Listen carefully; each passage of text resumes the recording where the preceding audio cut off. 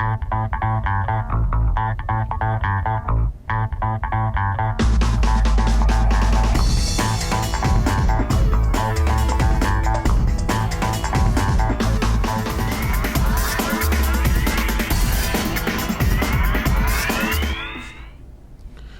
day. I'm Guy Dancause. Welcome to The Entrepreneur, an Idea Connector production.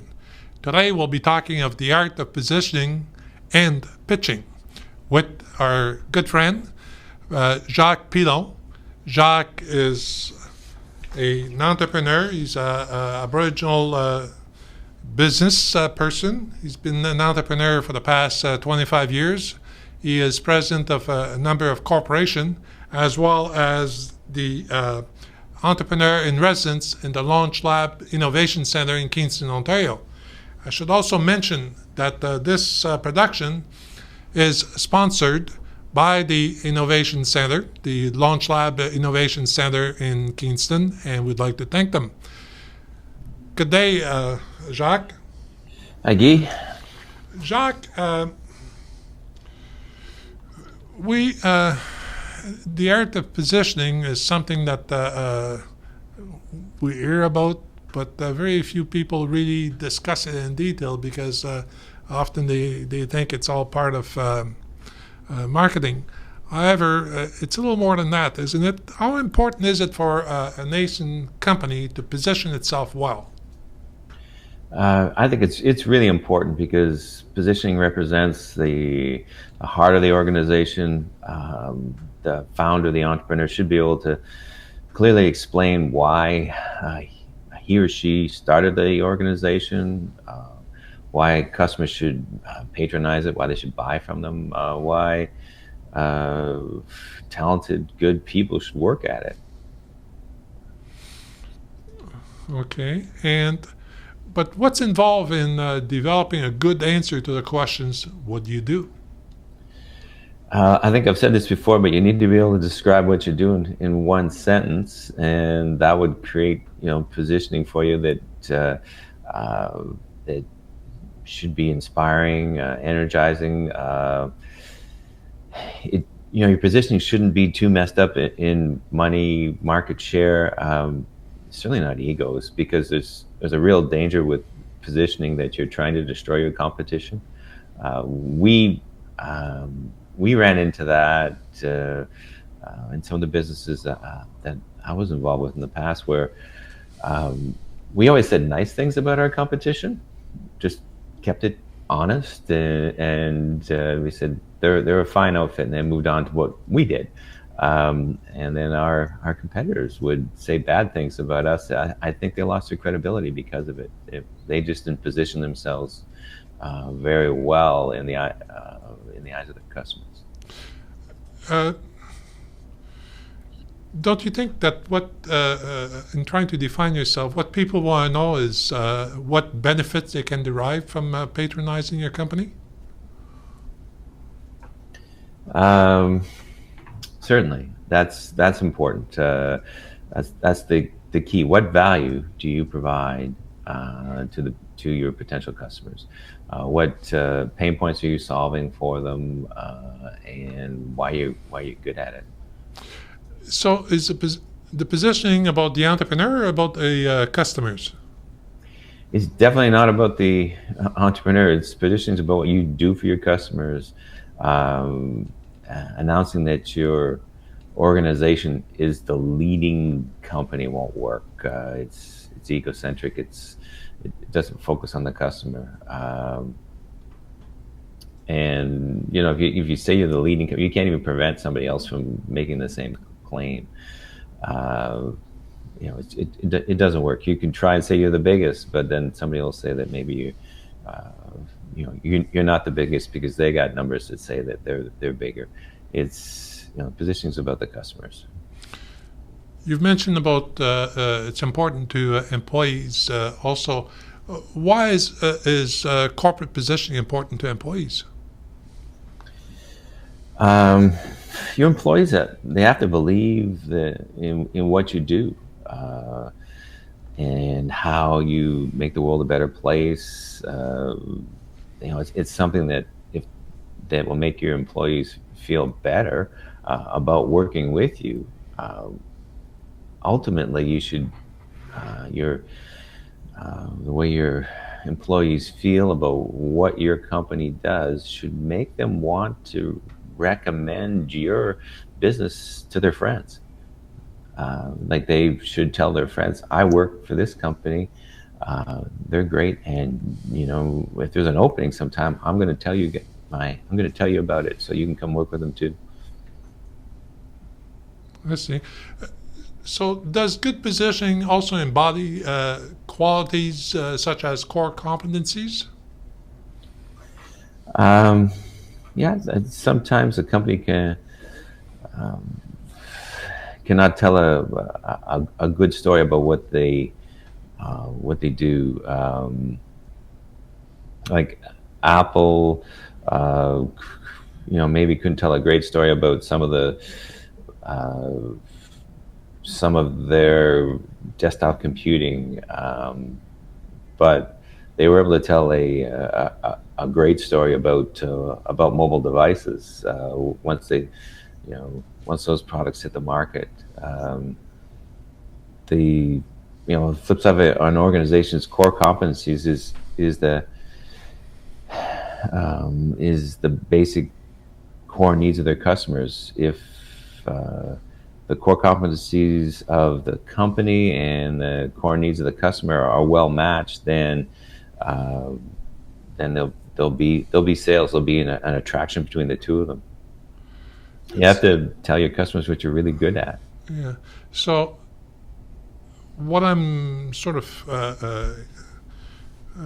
catching from that is it's really about what it's going to do for the client.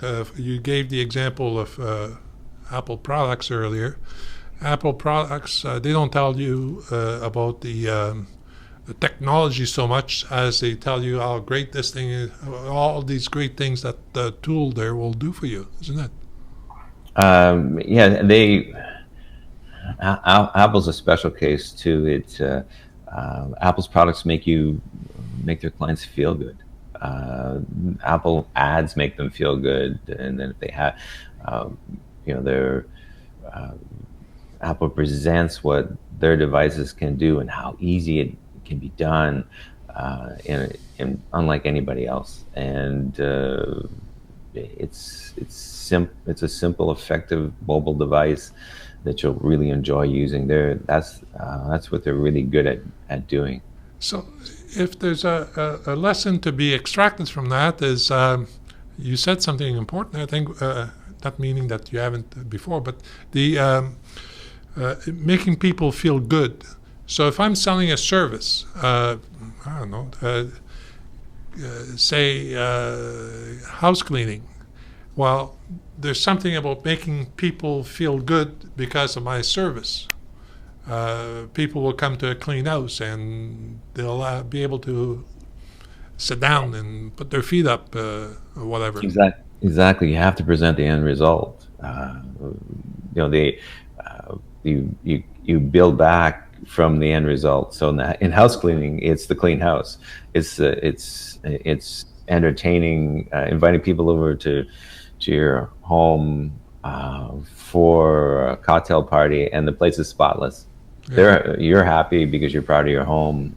You present the end result, and you're competent to produce that end result for them. And most end results will make people feel good because you've solved some of their needs. And that's right, yeah. And then they'll feel good in your promotional material. They'll feel good because they'll have the expectation of feeling good because they're dealing with you, because you present the end result.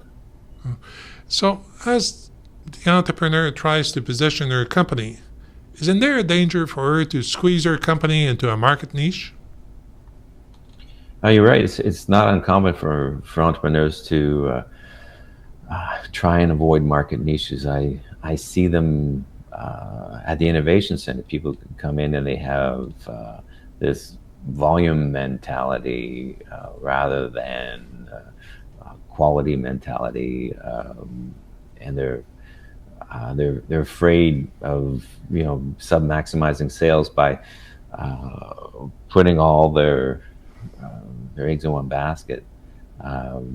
They try to appeal to too large a market, but you have to remember that some of the largest companies started in small niches. They established a beachhead, and with some good luck, they moved out from there, and they moved out from there in an enormous way. Like Google is search. They do all kinds of other things. You hear about Google cars, you hear about the Google brain, but all the money is made in search. They are in a niche, and even Apple, the world's biggest company now in terms of what they're worth, is a mobile device company. It's 80%, 90% mobile devices. So they're in niches, even though they're massive corporations. So you shouldn't be afraid of being the best within a niche.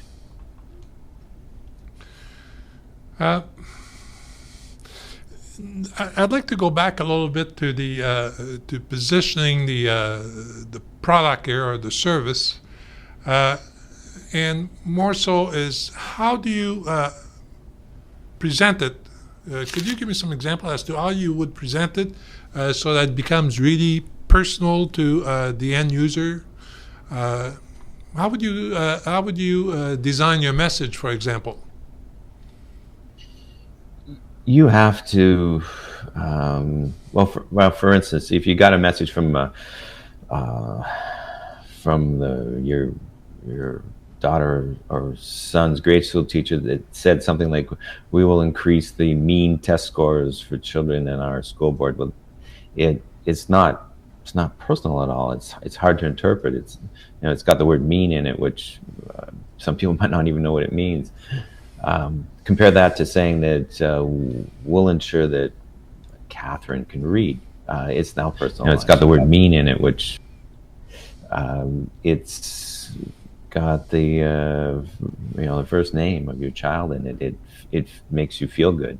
It's relatable, and it doesn't matter what you're selling. You have to use simple language. You have to use relevant examples and personalize your message best you can to get it out and have it well received. Again, it gets back to that making people feel good. So and for me, if I'm the parent, I don't want to know about their systems behind it. What I want to know is that my kid will speak or spell or learn or whatever. She will have some type of a result that's why she's going to school. Yeah, exactly. It's personalized. It feels like something is relatable, and if you go back to those giant corporations like Google spends enormous amounts of money and processing power trying to make all of their advertising relatable to you as an individual, make you feel good about looking at some ads, clicking through, moving ahead, and buying something. Then it's a source of revenue for them. It's not everyone that has communication skills. So should entrepreneur use a PR firm to craft a positioning statement for their company? No, I don't think so. I don't think they should ever use a PR firm. If you don't understand it well enough yourself, I don't think you're going to succeed. It's too critical. It's way too important of a job to try and delegate. It's a fundamental task, and if you can't accomplish it yourself, then you're probably not going to succeed as a business.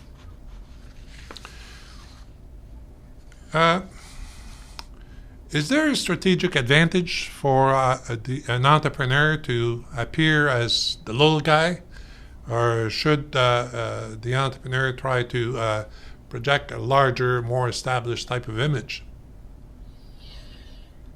It could depend on what you're selling, but you have to be careful.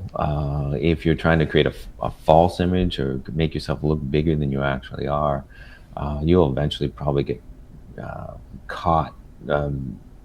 You could, for instance, in the telecommunications world, which I have a lot of experience in, I could make businesses look pretty big on the phone by installing a fancy phone system and then adding all kinds of extensions that don't go anywhere.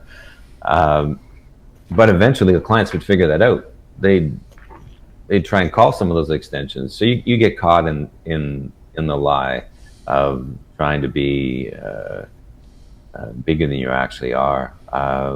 There are customers who will empathize with a smaller business and buy from you because you're the underdog. You may find that that doesn't work sometimes with like government contracts, but depends what you're selling. You can be the little guy and succeed. It's about empathy. People will empathize with the entrepreneur, and I think that is stronger now than it's ever been. People empathize with entrepreneurs. It's cool to be an entrepreneur, and people will buy from you. If you go to spend some time on Indiegogo, Yeah. spend some time on Kickstarter, and see the reception that some small businesses are getting, the funding they're getting. It's pretty incredible. They don't have to pretend to be big. And also, there are benefits to be a small company. You can provide, for example, a more personalized service.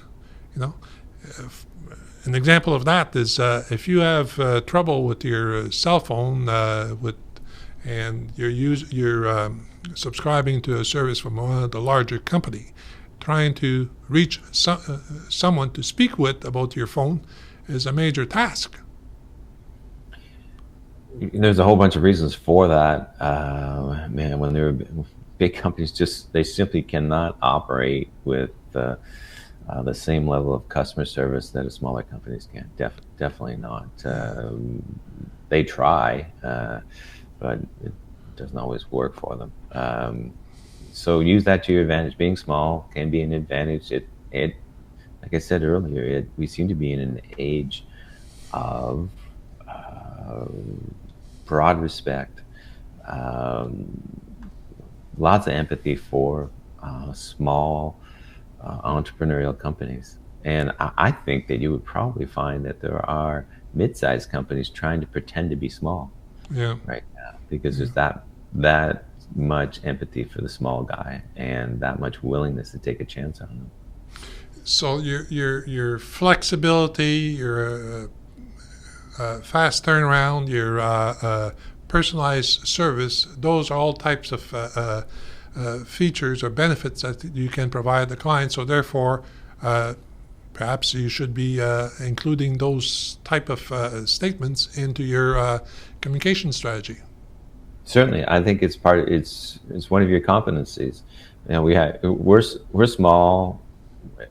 We have core competencies in these areas because we're small, and we haven't grown so big that we've lost these things. And maybe you can keep them going longer.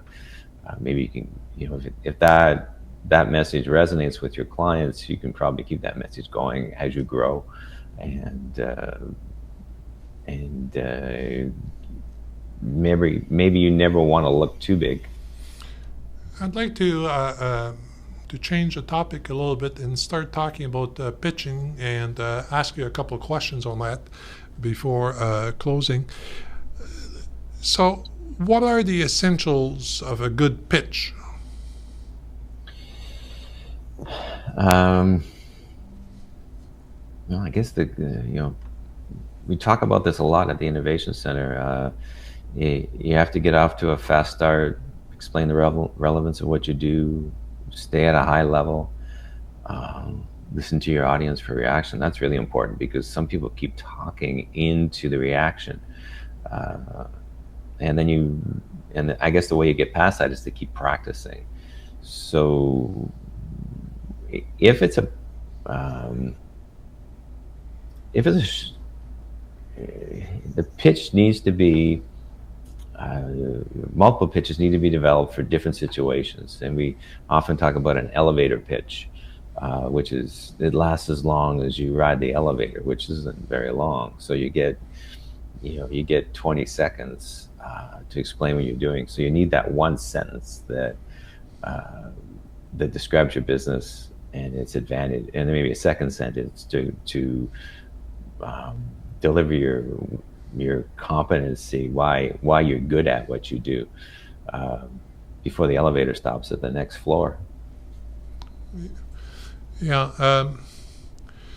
In the case of presentations, I would, because of what I do, I suppose, I would suggest that today with technology that people have in hand, it would be probably wise to sit in front of your computer and your camera and so on and so forth and register your presentation and record yourself as you're presenting, so that you'll see if you're looking up in the air or looking down at your feet while you should be looking at people's eyes or something. For sure, it's practice. I've been to a couple of 2-hour workshops on presenting, where we brought in an expert on presenting, and it's practice. You have to stand there with your presentation material and know how to talk to it well, but engage your clients. And for somebody who's technical, sometimes it's really difficult because they spend their days solving technical issues in front of a computer, maybe working in a lab, maybe working in a workshop. You could be a woodworker, but you're not talking to people enough there. So if you want to make your presentations work, you need to practice often, and remove the jargon, remove the industry or technology specific language that's in there, and keep it relevant to a really broad audience of people. So if I hear you right, although you may be part of your audience may be experts, what you're trying to do in your presentation, at least in the initial short presentation, is to indicate how your product or your solution will help with the needs that the company has. And then you keep your technical jargon for when you answer questions. For sure. Yeah, that goes at the end. Or, you may have, if you're using PowerPoint, if you're doing a presentation with a screen, you may have 30 or 40 slides that are that you can bring up if you need them. Your technical explanation could be there. You presented before, you know that this question might be coming up, you have a slide that deals with it. But the nuts and bolts, the details need to come at the end. The initial pitch has to be high level, describe the pain and the solution to the pain. In your experience, how long should that presentation be? The high-level presentation. The high-level presentation so there's the real short one that we mentioned before, the elevator pitch, which is like 20 seconds long, and then there's the informal meeting presentation, which maybe it's just a stretched out elevator presentation. So you're standing in front of somebody, you've got their attention maybe for a minute then, or 2 minutes. And then there's the more formal presentation, which is 10 minutes long, 20 minutes max. Your audience will only stay engaged for 10 or 15 minutes.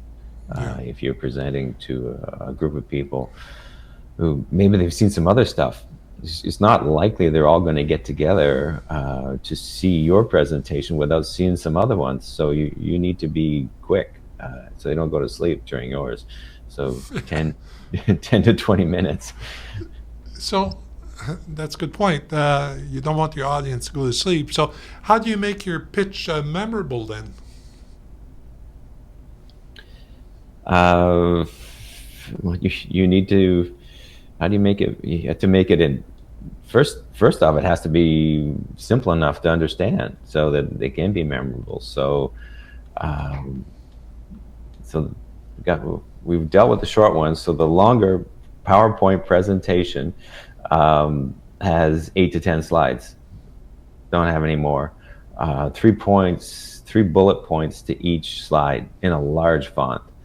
You should be able to get somebody who's in their 50s to stand at the back of the room and tell you how much in focus those 3 or 4 bullet points are. You need some images, some colorful images. You need to talk to the audience and not the slides. A lot of people stand in front of their presentation and read it. That doesn't work either. And you don't want to present stuff to people for them to be reading while you're talking. So you bring up one bullet point, talk about it. Next one, talk about it. And it's what is the pain and what's the solution and why are we really good at delivering the solution? That's probably 10 minutes. So what do you think of a case study approach for that presentation? Starting, this is what we've done with this company, and they had those pains. Imagining that the pains are similar, or you think that they're similar to whom you're presenting, and but calling people by name when I saw Joe or Catherine or whatever, this is what they had, and so on and so forth. What do you think of that type of approach? Yeah, that's great. I'm glad you mentioned that. The first, you create empathy for the situation by giving the people in your presentation they could be fictional people, or the names have been changed to protect the innocent, or the people who actually who dealt with who had the problem before, and you came in, you solved it.